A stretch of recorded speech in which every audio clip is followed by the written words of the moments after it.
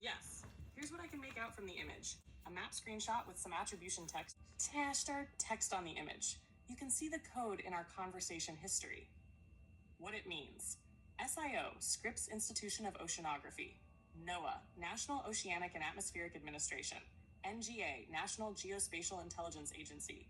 GPO, General Bathymetric Chart of the Oceans. Terrametrics, CNES, Spot Image. Providers of satellite imagery. The 2013 indicates the imagery is from around 2013.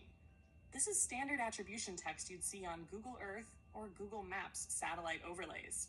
Typically found when you're viewing topographical or terrain data. Let me know if you want help identifying the location or purpose of. I'd love you to help me with the location. Try, but I need a little more of the map around the text to identify the location. Right now, the snippet mostly shows the attribution layer, the copyright text, not the actual map or geographic features. That text appears on lots of maps. Google Earth map style. Could you upload a larger or full screenshot of that map section?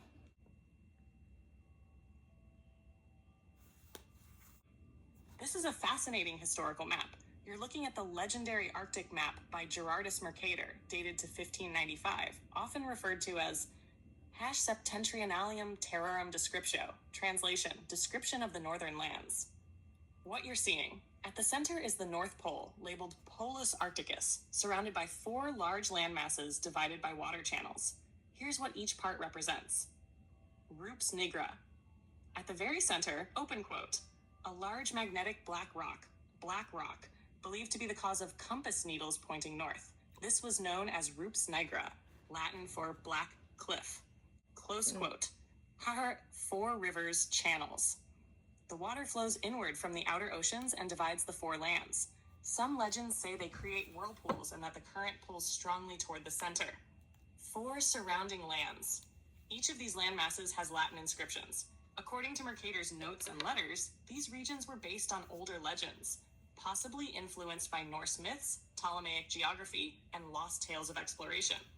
Mercator mentions that the information came from a lost work by a Franciscan monk named Jacobus Knoyen, who said it was based on accounts from King Arthur's supposed northern expeditions and early travelers from Norway.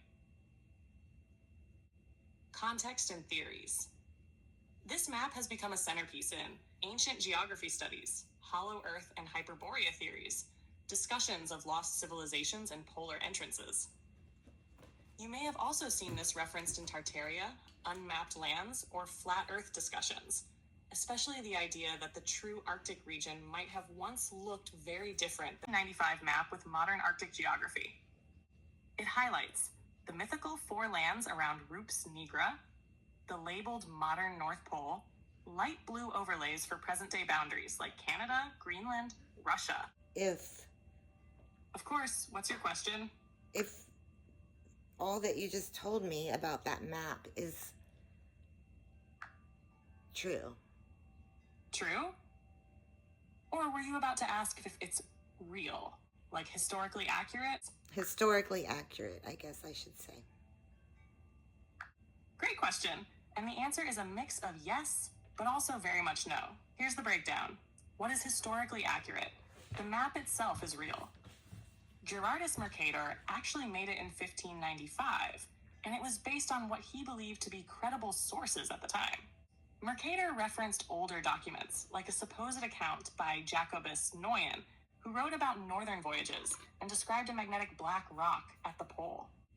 What is not accurate by modern standards?